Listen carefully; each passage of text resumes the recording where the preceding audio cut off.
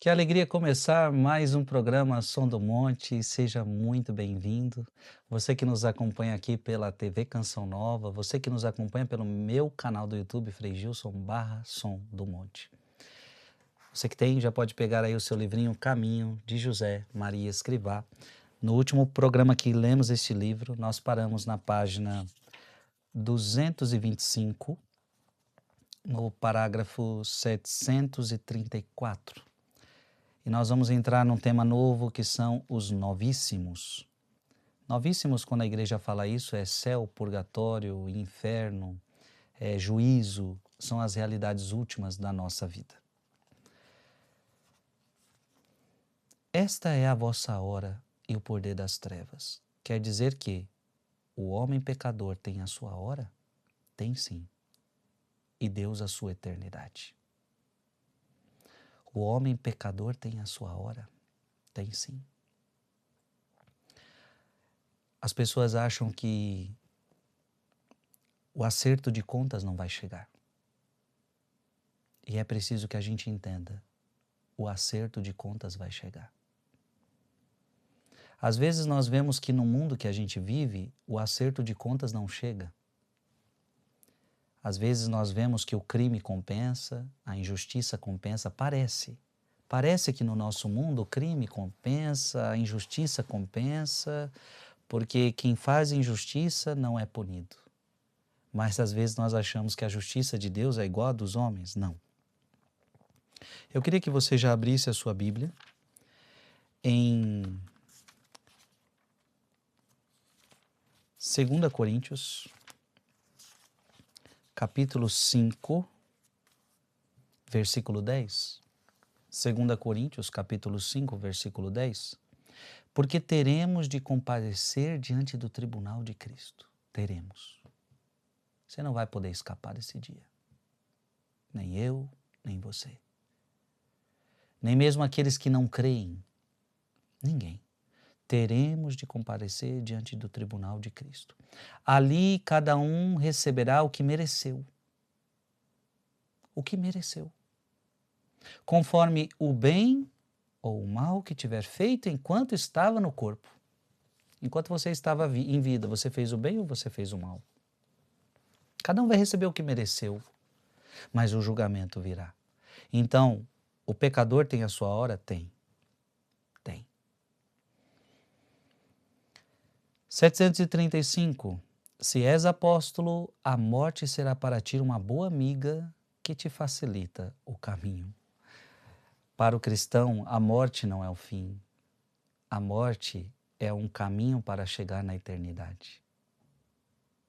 Então ela só facilita o caminho para eu chegar até Deus. É por isso que Paulo depois vai dizer, olha, viver é bom, mas morrer é lucro.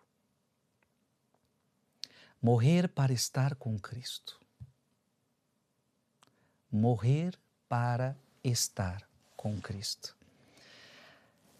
É isto que o cristão, ele acredita.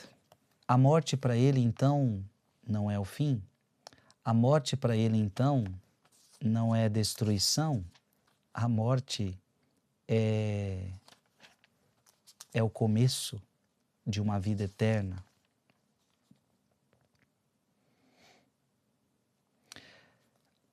Gálatas capítulo 2, versículo 20. Eu vivo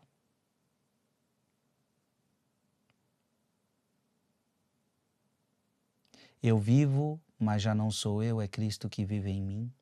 A minha vida presente na carne, eu a vivo na fé do Filho de Deus que me amou e se entregou por mim.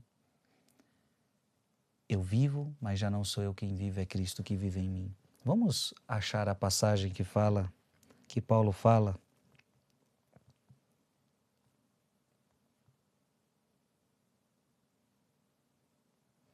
Que viver é Cristo e morrer é lucro. Essa passagem nos diz o entendimento que José Maria Escrivá está nos dizendo. Se és apóstolo, se és um homem de Deus, a morte será para ti uma boa amiga que te facilita o caminho. Filipenses capítulo 1, versículo 21. Filipenses capítulo 1, versículo 21. Vamos ler a partir do versículo 20. Filipenses 1, 20.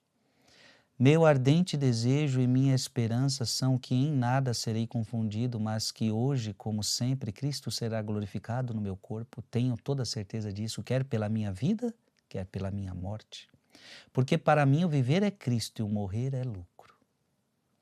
Mas se o viver no corpo é útil para o meu trabalho, não sei então o que devo preferir. Sinto-me pressionado dos dois lados. Por uma parte, desejaria desprender-me para estar com Cristo. Em outras palavras, eu desejaria morrer para estar com Cristo, o que seria imensamente melhor.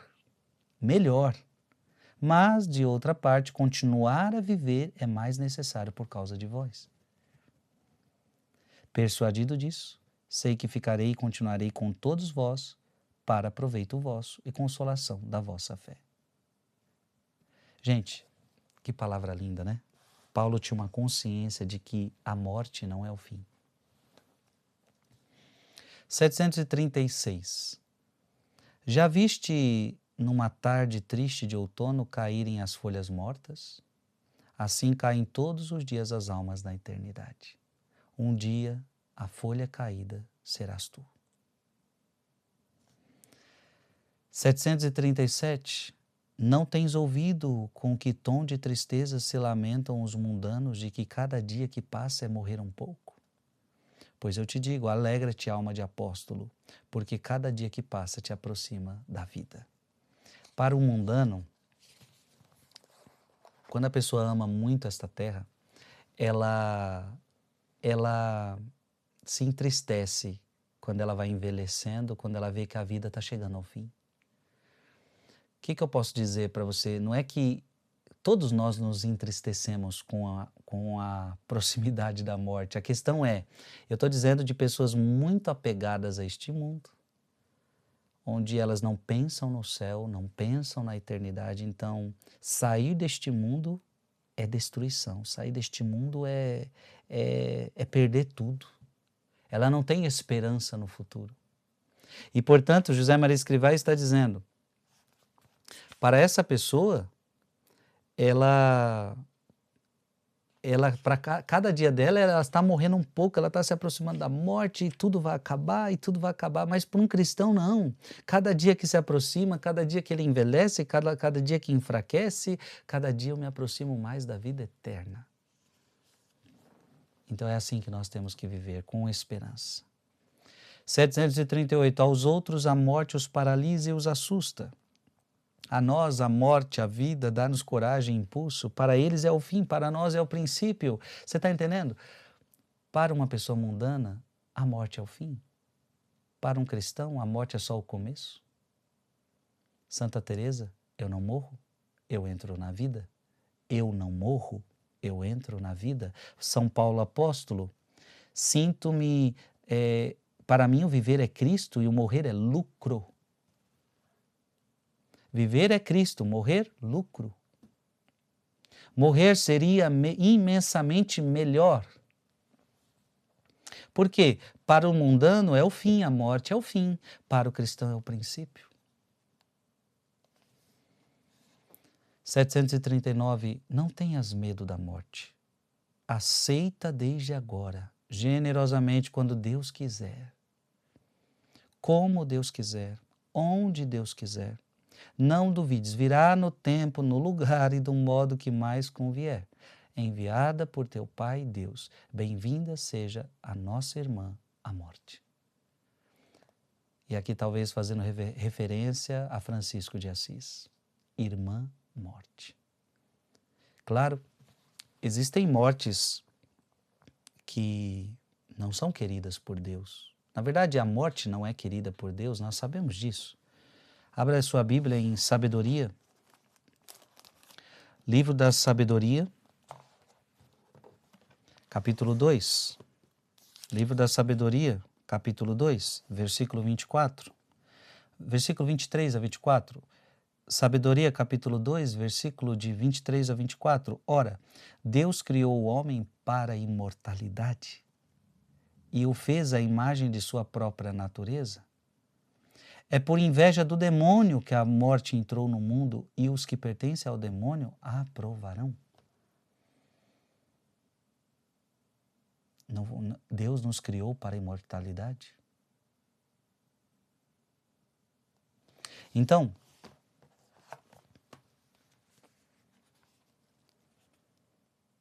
não tenhas medo da morte, aceita desde agora generosamente quando Deus quiser, como Deus quiser, onde quiser. Então agora a morte faz parte da nossa vida. E a morte agora, depois da morte de Cristo, ela não é mais uma morte destruidora, mas é uma morte que será uma passagem para a vida eterna. Por isso eu não tenho mais medo. Porque Jesus veio destruir a minha morte. É bonito, né?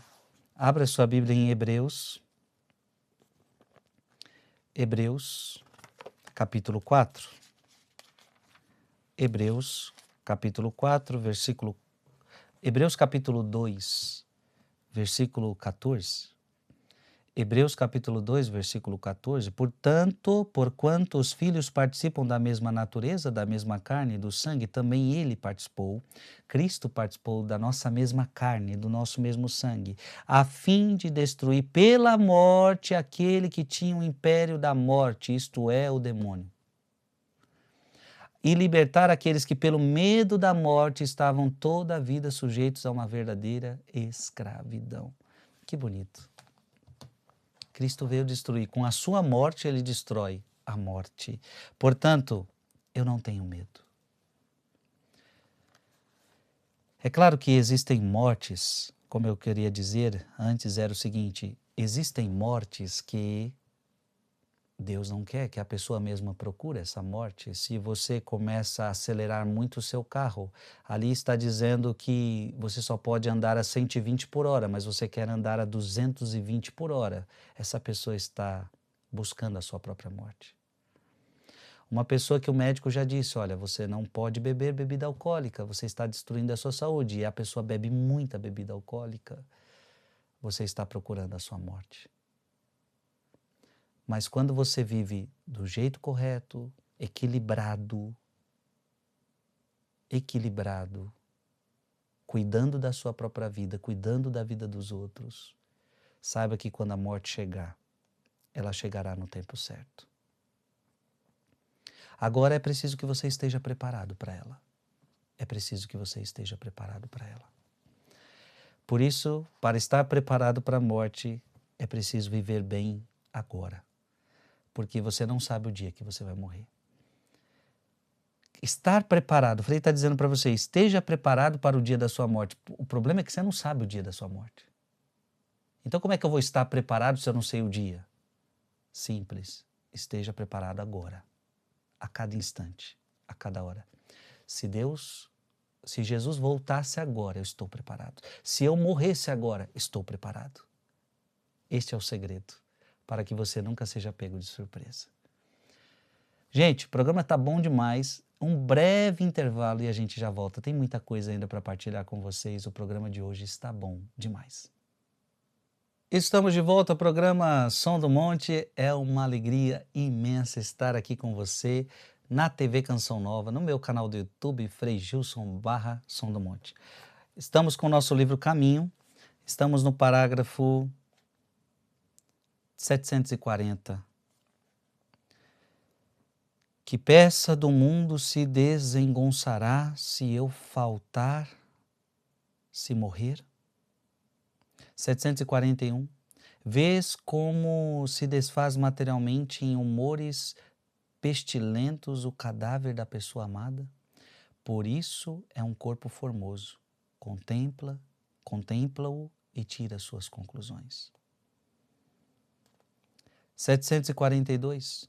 Aqueles quadros de Valdés, Leal, com tantos restos ilustres bispos, cavalheiros, em viva podridão, parece-me impossível que não te impressionem. Mas, e o gemido do Duque de Gandia, não mais servir a Senhor que me possa morrer? 743. Falas-me em morrer heroicamente, Não achas que é mais heróico morrer despercebido, numa boa cama, como um burguês, mas de mal de amor? 744. Tu, se és apóstolo, não hás de morrer. Mudarás de casa e é só. Olha que bonito, né? Se você é um homem de Deus, se você é uma mulher de Deus, você não morre. Não existe mais morte para você. Que bonito o José Maria Escrivá está dizendo, você só vai mudar de casa.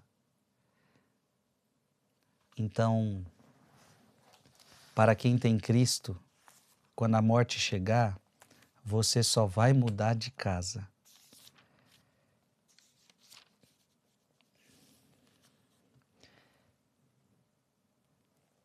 Filipenses capítulo 3, versículo 20. Filipenses capítulo 3, versículo 20. Nós, porém, somos cidadãos do céu e de lá ansiosamente esperamos o Salvador, o Senhor Jesus Cristo, que transformará nosso mísero corpo, transformando-o semelhante ao seu corpo glorioso, em virtude do poder que tem de sujeitar a si toda a criatura. Nós somos cidadãos dos céus. Então, se você morre, você simplesmente está mudando de casa. Se você é homem de Deus, se você é uma mulher de Deus. 745. Há de vir julgar os vivos e os mortos. Rezamos no credo. Oxalá não percas de vista este julgamento e essa justiça e esse juiz. Cuidado para você não se esquecer disso. Ele virá para julgar vivos e mortos. Lembra que depois da sua morte, lembra dessa palavra? Hebreus capítulo 9. Abra aí de novo na sua Bíblia. Hebreus capítulo 9. O que vai acontecer depois da sua morte? Hebreus capítulo 9, versículo 27. Hebreus capítulo 9, versículo 27. Como está determinado, veja, está determinado que os homens morram uma só vez e logo em seguida vem o juízo. Então, você vai morrer uma vez só.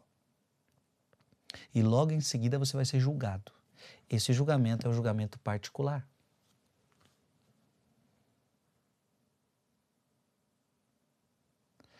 Agora, não se esqueça que virá ainda um outro julgamento, que é o julgamento universal.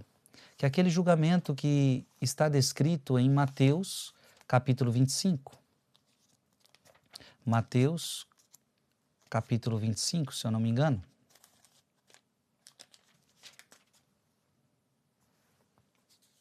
Isso, juízo final, Mateus capítulo 25, versículo 31 até o 46.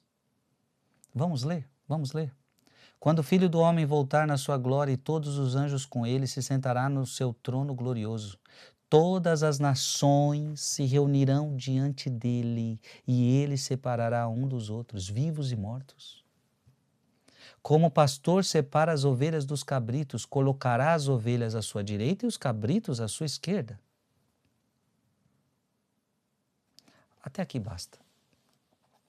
Então, no final, quando o Filho do Homem voltar em sua glória e todos os seus anjos com ele, se sentará no trono glorioso. Todas as nações se reunirão diante dele.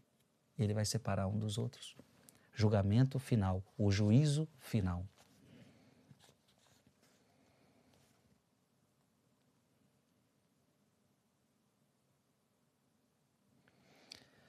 (746) Será que não brilha na tua alma o desejo de que teu Pai Deus fique contente quando tiver que julgar-te?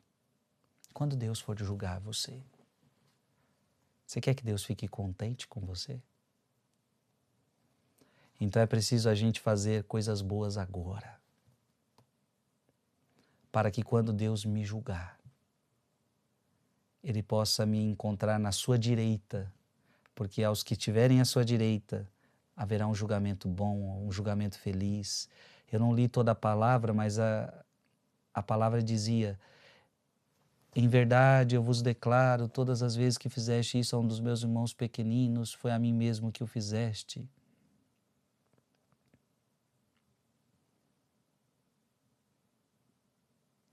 Ou seja, então dirá aos que estão à direita, olha o que Deus vai dizer aos que estão à direita, versículo 34, Mateus 25, 34. Então o rei dirá aos que estão à direita, vinde benditos de meu Pai, tomai posse do reino que vos está preparado desde a criação do mundo. Que coisa bonita, que coisa bonita. Mas os que estiverem à esquerda, ó, os que estiverem à esquerda, olha o que ele vai dizer: retirai-vos de mim, malditos, ide para o fogo eterno destinado ao demônio e aos seus anjos. Você está entendendo? No dia desse julgamento, Deus vai ficar feliz com você, vai te colocar na direita e vai dizer: você merece o paraíso. Ou estará triste contigo. 747. Há uma grande propensão nas almas mundanas para recordar a misericórdia do Senhor e assim se animam a continuar em seus desvarios. É verdade que Deus Nosso Senhor é infinitamente misericordioso, mas é também infinitamente justo e há um julgamento e Ele é o juiz. Em outras palavras, quem gosta de vida mundana, quando fala-se de juízo, ele logo apela para um Deus misericordioso. Então ele não quer largar o seu pecado, ele não quer largar a sua vida errada, ele não quer largar a sua vida de mundo, e ele apela para a misericórdia. Deus é misericordioso, Deus vai me perdoar. Sim, vai te perdoar em vida. Em vida. Em vida você tem que se arrepender. Abra a sua Bíblia em 1 João, capítulo 1, versículo 9, versículo de 8 a 9. 1 João, capítulo 1, versículo de 8 a 9. Se dizemos que não temos pecado, enganamo-nos a nós mesmos e a verdade não está em nós. Se reconhecemos os nossos pecados. Veja, Deus te perdoa? Te perdoa, se você reconhece. E o que é reconhecer aqui o pecado? Eu reconheço que eu estou no pecado, eu quero mudar. Eu te peço perdão, Senhor. Eu estou arrependido. Se você faz esse reconhecimento em vida, Deus vai te perdoar? Deus é misericordioso? Sim. Se dizemos que não temos pecado, enganamos-nos a nós mesmos e a verdade não está em nós. Se reconhecemos os nossos pecados, Deus aí está, fiel e justo para nos perdoar os pecados e para nos purificar de toda a iniquidade. Então, Deus é misericórdia? Sim. Deus quer te perdoar? Sim, em vida. Porque vou voltar de novo àquela palavra, 2 Coríntios, capítulo 5, 2 Coríntios, capítulo 5, versículo 10. Porque teremos de comparecer diante do tribunal de Cristo. Ali cada um receberá o que mereceu, conforme o bem ou o mal que tiver feito enquanto estava no corpo. Você está entendendo? Enquanto estava no corpo. Então, enquanto você está no corpo, enquanto você não morre, você se arrepende. Você apele para a misericórdia de Deus, apele, e você vai ter misericórdia. Ele vai te perdoar, a palavra disse isso. Agora, cuidado, não se esqueças que Deus é justo. E depois da morte, já não é mais o tempo da misericórdia. O tempo da misericórdia é enquanto você está vivo. O tempo da mudança de vida é enquanto você está vivo. O tempo de se arrepender é enquanto você está vivo. Depois da sua morte, Ele não deixa de ser misericórdia, mas agora a misericórdia dele vai se expressar em sua justiça, dando a cada um o que mereceu. Porque teremos de comparecer diante do tribunal de Cristo, ali cada um receberá o que mereceu. Ele não está sendo injusto com ninguém. O que mereceu, conforme o bem ou mal que tiver feito enquanto estava no corpo. E aí eu trago também Santo Agostinho, que diz assim para nós: olha, nós temos uma certeza, se você cometer um pecado, Deus vai te perdoar? Vai. Você pode cometer o pior pecado do mundo, amanhã você vai estar arrependido? Deus vai te perdoar. Então, é verdade que Deus nos perdoa todo pecado? É. Então, é certeiro que Deus me perdoa se você estiver arrependido, se você reconhecer, é certeiro. Agora, o que Deus não te deu certeza é se você vai estar vivo até amanhã. Então, Deus te deu certeza que Ele vai te perdoar. Agora, Ele não te deu certeza se que você vai estar vivo amanhã. Em outras palavras, tem os mundanos, como José Maria Escrivá está te falando aqui hoje. Os mundanos, eles sempre apelam para a misericórdia, mas sem querer mudar de vida. Acreditando que no final de tudo, Deus vai sempre me perdoar. Não caia nessa. O tempo da misericórdia é agora. Gente, se não fosse assim, não teria nexo os profetas pregarem. Então, se depois da morte terá misericórdia, por que Deus envia o profeta Jonas para pregar na cidade de Nínive? Por que tantos profetas têm que pregar em vida? Por que os apóstolos têm que pregar em vida? Por que a igreja está continuando a pregar o evangelho para as pessoas mudarem de vida e se converter? Por que Cristo, a sua primeira pregação foi convertei-vos e crede no evangelho? Porque é preciso converter o coração enquanto vocês têm vida. O tempo da misericórdia é agora. Aproveita, abraça, pede perdão, reconhece teus pecados. Deus é juiz, Deus é justo, e no final de tudo, depois da sua morte, cada um vai receber o que mereceu. Então, cuidado para o diabo não te enganar com essa. Deus é misericórdia? Claro que é. Mas a misericórdia de Deus faz você mudar de vida. Justamente, Deus é misericordioso e quer derramar essa misericórdia na sua vida. É o que Ele fez na vida daquela mulher adúltera que foi pega em adultério. Olha, vai e não peques mais. Vai e não peques mais. Eu te perdoo, mas eu quero, a minha misericórdia te transforma para você não voltar mais para esse pecado. Amém? Gente, foi uma alegria estar aqui com você. Até semana que vem, se Deus quiser. Que Deus Todo-Poderoso te abençoe em nome do Pai, do Filho e do Espírito Santo. Amém.